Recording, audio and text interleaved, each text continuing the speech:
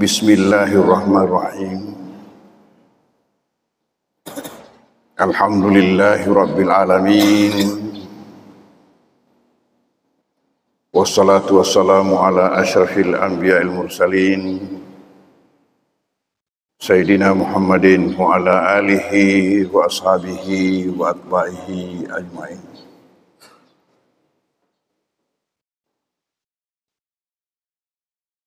Alhamdulillah bahwa pada subuh hari mubarak ini, subuh hari Jumat ini, atas rahmat Allah Subhanahu wa taala jualah, sehingga kita masih dapat membuktikan iman kita dan kehambaan kita kepada Allah Subhanahu wa taala. Dengan adanya kita melangkahkan kaki kita ke tempat yang suci lagi mulia dan penuh berkah ini untuk melaksanakan salah satu kewajiban kita berupa salat subuh secara berjamaah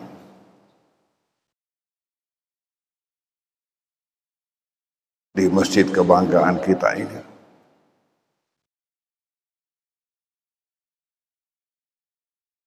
Salat subuh yang paling afdal di antara 5 salat untuk kita lakukan secara berjamaah. Alhamdulillah.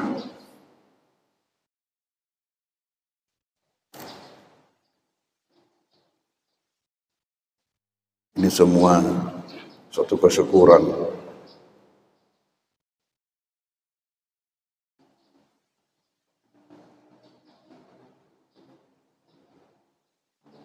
dan keutamaan kita salat subuh di masjid ini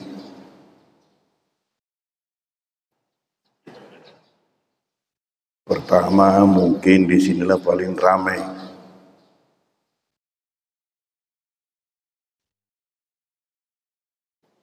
Sementara salah satu nilai di mana kita melakukan salat berjamaah ialah mengenai ramainya tempat itu. Jadi di masjid yang lebih ramai itu lebih afdal daripada masjid yang kurang ramai.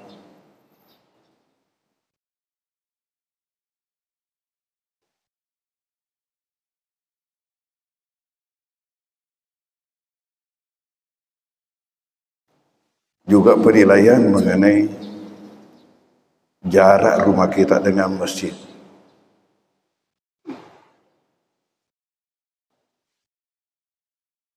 Bahwa Nabi mengatakan paling jauh, paling afdal, paling jauh, paling afdal yang didapatkan apabila sempat untuk melaksanakan salat jamaah di satu masjid.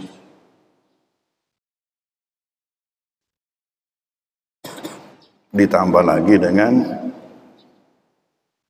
salat itu sendiri, di mana beda keutamaan kita menghadiri salat jamaah subuh dengan salat jamaah yang lain. Beda.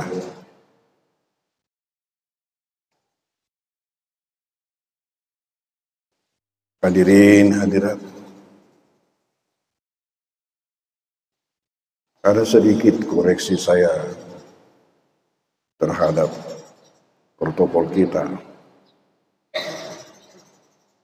di mana menyampaikan selawat atas junjungan Nabi kita.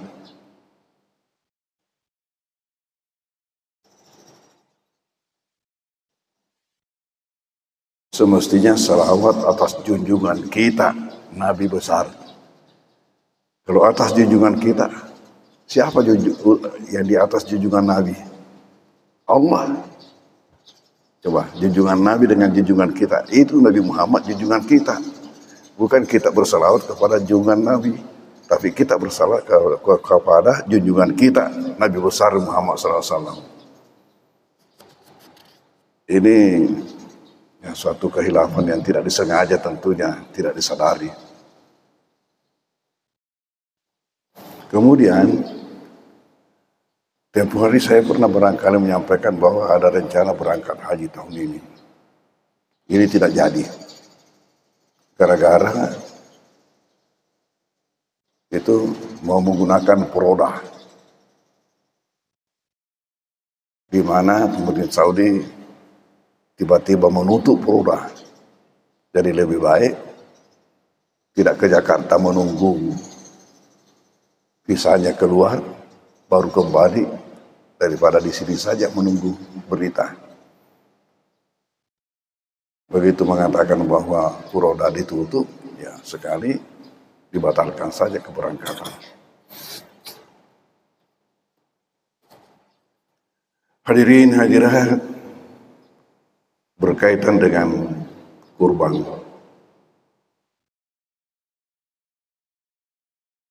Saya baca di dalam kitab ini,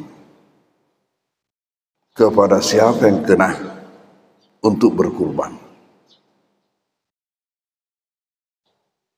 Ternyata disebutkan di situ bahwa siapa yang memiliki kelebihan daripada kebutuhannya bersama keluarganya pada hari raya, yang mana cukup untuk berkurban, maka dia harus berkurban. Siapa yang memiliki kelebihan daripada kebutuhannya bersama keluarganya pada hari raya, di mana kelebihannya itu cukup untuk dia pakai berkurban, maka dia harus berkurban. Maka dah mau pakai megaruna kena. Megaruna kena.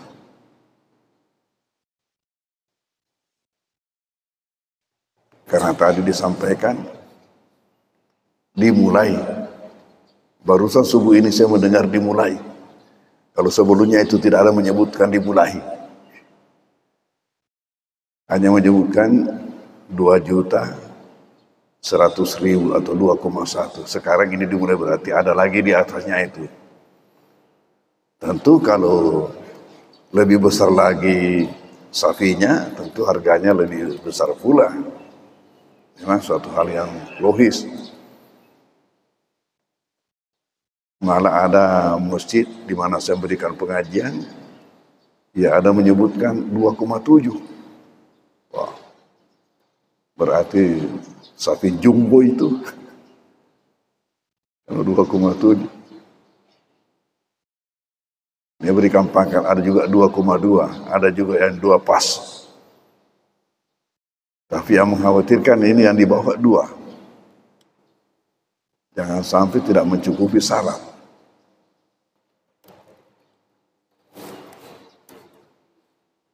Kalau syarat yang disampaikan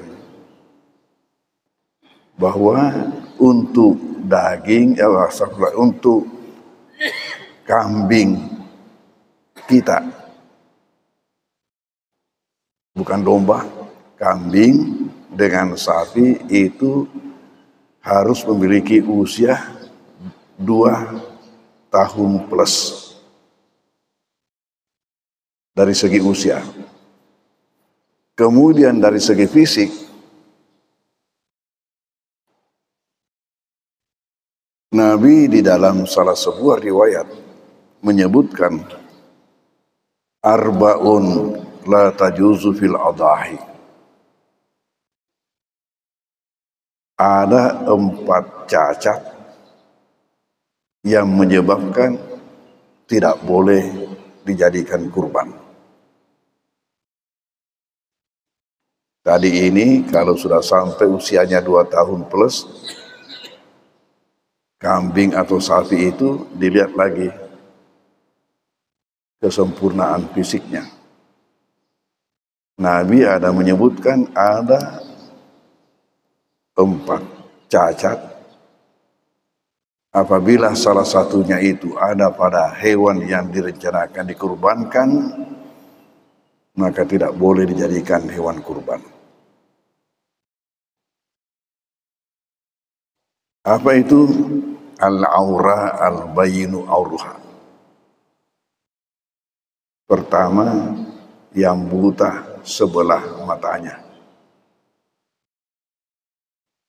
Tentu lebih-lebih pernah ada buta metoi. Al-aura al-bayinu auruha.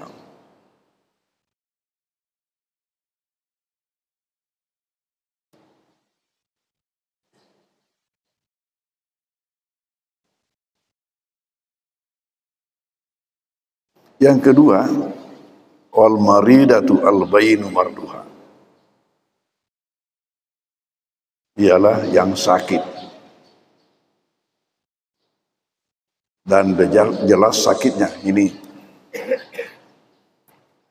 Tentu ini dari segi kesehatan. Dan pemerintah juga itu. Dari segi kesehatan. Yang kedua. Yang ketiga, wal arja al-bayin daluha. Yang pincang.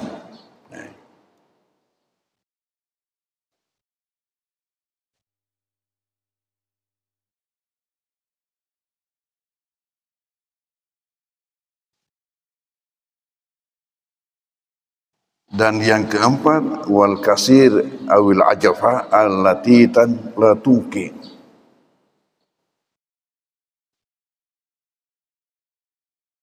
Yang sangat kurus.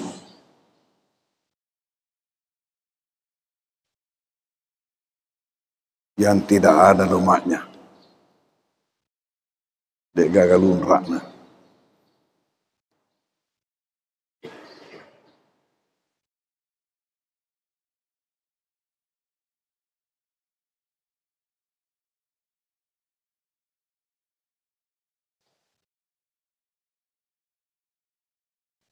Kemudian dari sini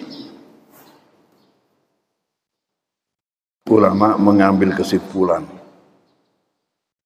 bahwa yang sehat dan sempurna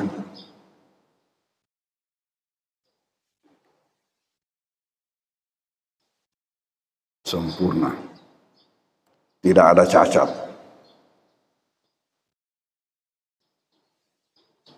Karena dalam rinciannya itu banyak disampaikan oleh ulama. Dianggap cacat kalau umpamanya terpotong telinganya. Dianggap cacat umpamanya kalau tidak punya tanduk dan sebagainya. Sehingga tidak boleh dijadikan hewan kurban.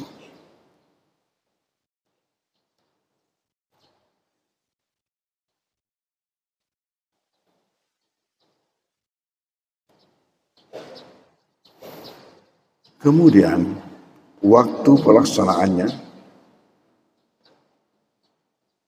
ialah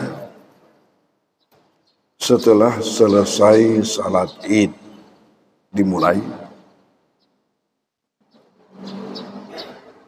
atau ulama menyampaikan dalam kitab bahwa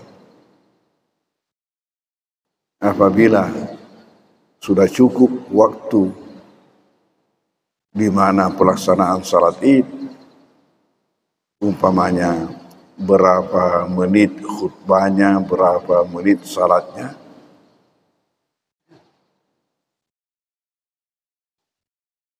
jadi yang tidak menyaksikan umpamanya salat Id hanya melihat waktunya. Sudah cukuplah itu, di situ dimulai waktunya untuk menyembelih dan berakhir pada hari keempat Lebaran. Pada hari Lebaran dimulai ditambah 3 hari sesudahnya. Hari Lebaran itu namanya Yaumun Nahar, hari pemotongan. 3 hari sesudahnya disebut Ayyamut Tasyrik, hari-hari pencerahan. Ulama mengatakan bahwa mengapa hari-hari disebut dengan itu, karena jamaah katanya ada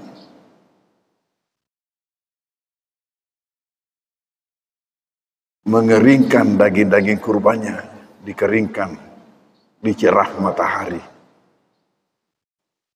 Sampai disebut dengan ayyamut tasyrik, hari-hari tasyrik.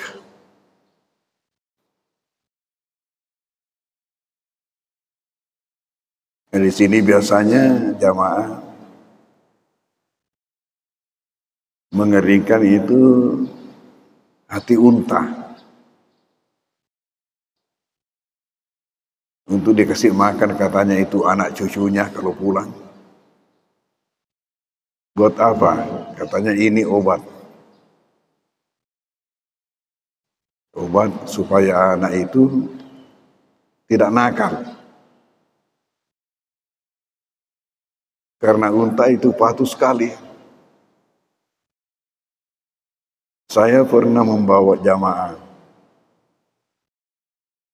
pergi menyaksikan sendiri, dibawa ke tempat pemotongan. Di situ banyak kandang-kandang pemiliknya. Apakah mau kambing, mau unta? Waktu itu ya kita memilih unta. Karena kalau kambing harus 7 ekor setiap orang, tapi kalau unta seekor untuk 7 orang. Jadi satu dipotong sudah untuk 7 orang, tidak banyak yang dipotong. Dibanding dengan kalau kambing. Jadi kita pilihlah. Kemudian dengan kesepakatan harganya digiringlah keluar dari kandang itu.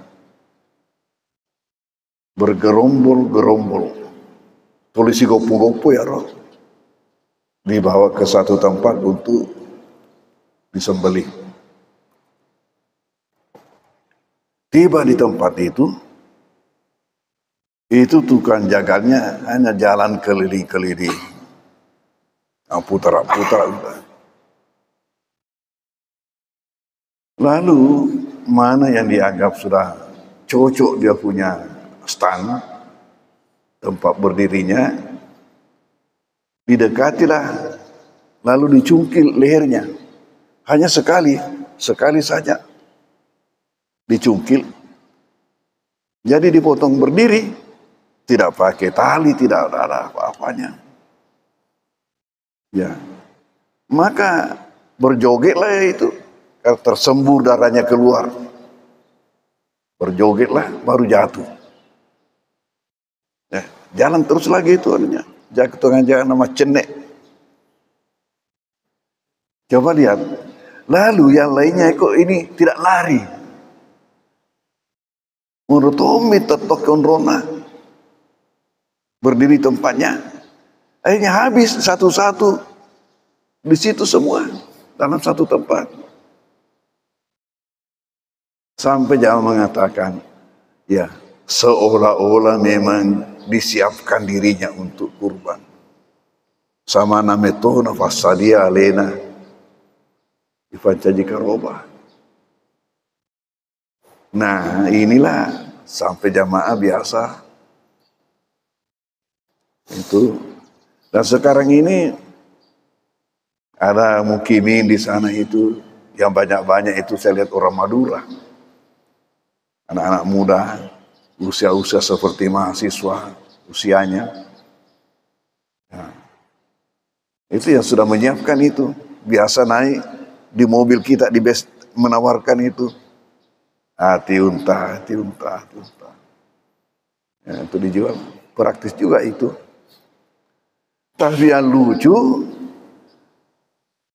karena pernah terjadi ada jamaah dari Toli-Toli yang minta pada saya supaya diambilkan tenggorokan sapi.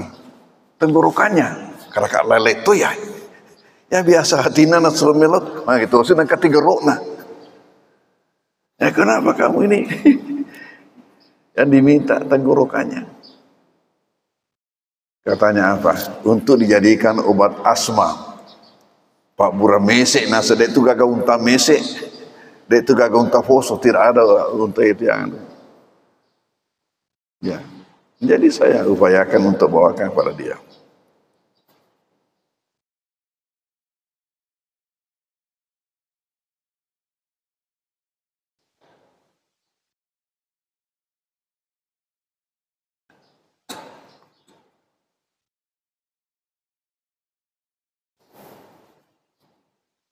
Mengenai mana yang paling afdal dari yang dipotong itu ada berbeda pendapat ulama. Ada yang mengatakan domba yang paling afdal, ada yang mengatakan unta yang paling afdal.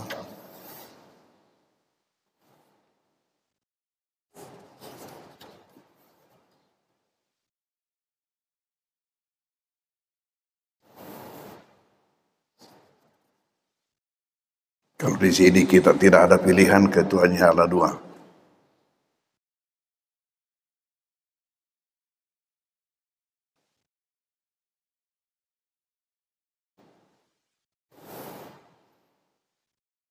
Lalu yang lainnya ialah disunatkan kalau bisa yang punya sendiri yang menyembelih. Ya, apalagi kalau sapi tidak, kalau sapi harus diikat ngamuk-ngamuk. Karena pernah kejadian itu, lepas ikatannya lalu dikejar itu yang mau menyembelihnya. Tidak sembarang kalau di kita. Lalu di sini dikatakan kalau ia tidak mampu, atau tidak ada tukang sembelih khusus, ya, dia tidak mampu untuk melaksanakan, maka digantikan dengan orang yang lain yang memang pandai untuk melaksanakan tugas itu.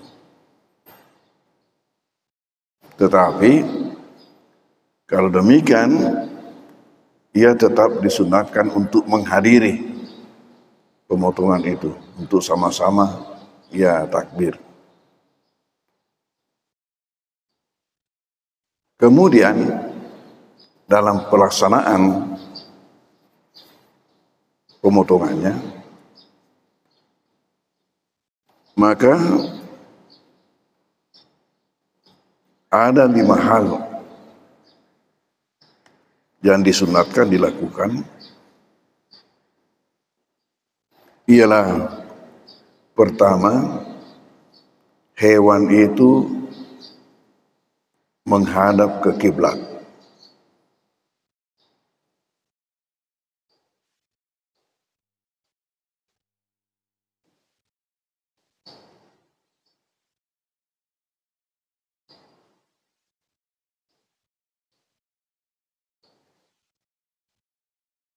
Yang kedua adalah takbir.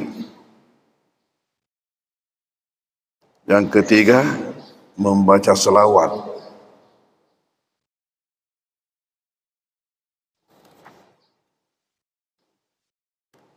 Yang keempat, doa. Dan yang kelima ialah basmalah.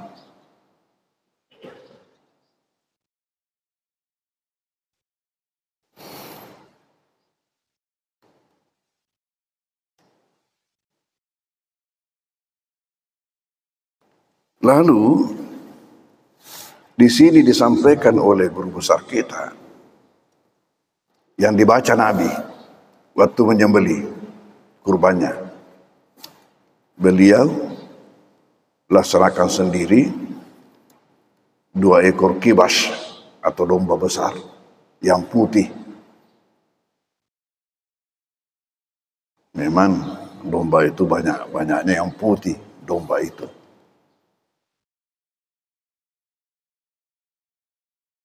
Di sini dikatakan menurut riwayat Ibnu Umar, anna Nabiy sallallahu alaihi wasallam zabaha yaumal id kibshaini. bahwasanya Nabi sallallahu alaihi wasallam pada hari Id menyembelih 2 ekor kibas, 2 ekor domba. Summa kala hina wajjaha, kemudian Nabi berkata atau membaca ketika dombanya ini dihadapkan ke kiblat untuk disembelih. Apa yang dibaca Nabi? Wajjahtu wajhiya lilladzi fataras samawati wal arda hanifan wa ma ana minal musyrikin. Inna salati wa nusuki wa mahyaya wa mamati lillahi rabbil alamin la syarika lahu wa bidzalika umirtu wa ana awwalul muslimin. Bismillahi wallahu akbar. Allahumma hadza minka walaka.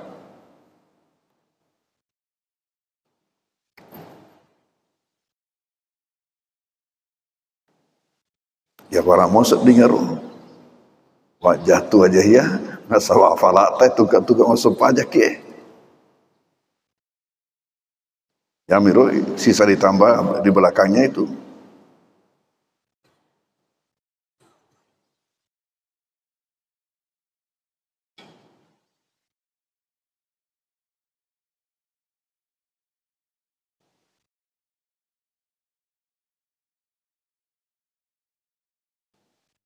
Wajah tu wajahia, saya hadapkan wajah saya.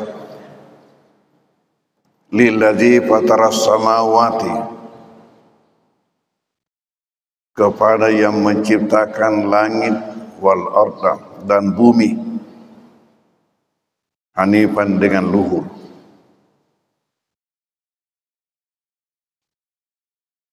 Wa ma ana minal musyrikin, dan tiadalah saya termasuk orang yang musyrik. Inna salati, bahwasanya salatku, wa nusuki, dan ibadahku, termasuk ini berkurban.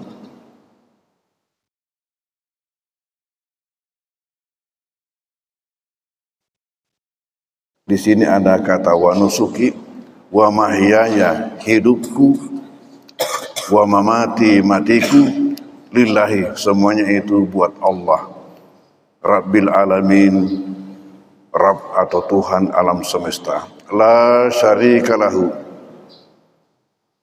tidak ada sekutu baginya. Wa bidzalika umirtu, dan yang demikian itu yang diperintahkan kepadaku. Wa ana awal muslimin, dan saya yang pertama muslim, menyerahkan diri bulat-bulat kepada Allah. Oleh ulama di sini dikatakan buat kita itu digantilah wa ana awal muslimin dengan wa ana minal muslimin, dan saya termasuk orang-orang yang muslim atau menyerahkan diri kepada Allah. Bismillah wallahu akbar. Allahumma, ya Allah, hadza minka, ini daripadamu, ini daripadamu, ini berasal, bersumber daripadamu, walaka, dan sekarang untukmu, walaka, dan untukmu.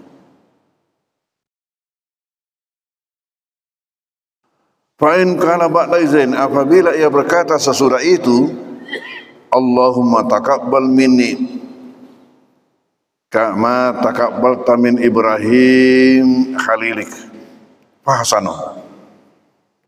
Yakuna tambahi, Allahumma taqabbal minni kama taqabbalta min Ibrahim khalilik fahsan, maka itu lebih baik.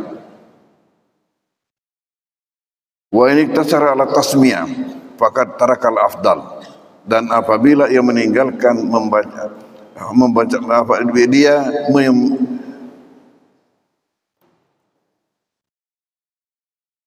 dia meringkas, hanya mencukupkan dengan membaca basmalah, faqad tarakal afdal, maka ia meninggalkan yang afdal. Betul aku kapagere mak bismillah mi bawon nagi soi dina baca ona ya dina lengkapi, berarti dia meninggalkan apa? Berarti semua gerekna Sisa dia meninggalkan yang afdal. Jadi ini tambahannya, Allahumma ya Allah, taqabbal minni, mohon engkau menerima daripada saya. Ini persembahanku. Engkau menerima daripada saya, kama taqabbalta min Ibrahim, sebagaimana engkau telah menerima dari Ibrahim, khalilik, temanmu.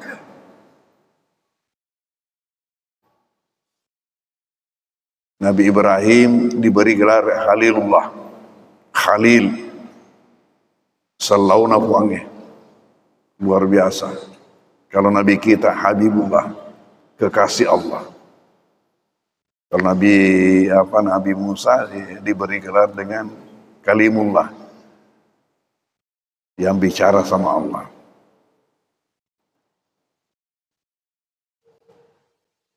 Hadirin hadirat, inilah sempat yang kita baca pada subuh hari ini berkaitan dengan kurban ini. Ingat, dari segi pahala kita mendapatkan pahala yang tidak terhitungkan banyaknya. Kemudian dari sisi lain adalah merupakan sarana penghapus dosa, sarana tolak bala, dan sarana sebagai tirai dari api neraka. Lalu Nabi mengatakan, barang siapa yang memiliki kemampuan, kelonggaran untuk berkurban lalu ia tidak lakukan, tidak usahlah datang ke tempat salat kita.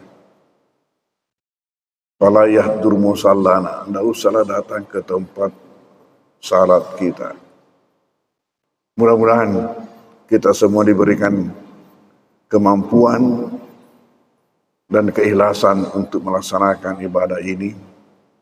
Nanti pada saatnya terserah kita, kesempatan kita, tapi jangan disia-siakan selama ada kemampuan untuk melaksanakan ini, karena kita tidak tahu apakah kita masih bisa mendapatkan tahun depan. Dedi risen silalona irita temagala ita pangkasi biritanya mati anu ya, bisa saja orang tidak sakit mati. Oleh karena itu, di mana ada kesempatan melakukan kebaikan, jangan disia-siakan. Wabillahi taufik wa irsyad. Bismillahirrahmanirrahim. Sallallahu alaihi wasallam. Allahumma anfa'na bima 'allamtana wa 'allimna ma yanfa'una warzuqna ma yanfa'una. Wa sallallahu alaihi wasallam. Walhamdulillah, amin. Al-Fatihah. A'udzubillahi minasyaitonir rajim. Bismillahirrahmanirrahim. Alhamdulillahirrahmanirrahim. Ar-Rahmanirrahim. Maliki yaumiddin. Iyyaka na'budu wa iyyaka nasta'in. Ihdinas siratal mustaqim. Siratal ladzina an'amta 'alaihim ghairil maghdubi 'alaihim waladdallin. Wassalamualaikum warahmatullahi wabarakatuh.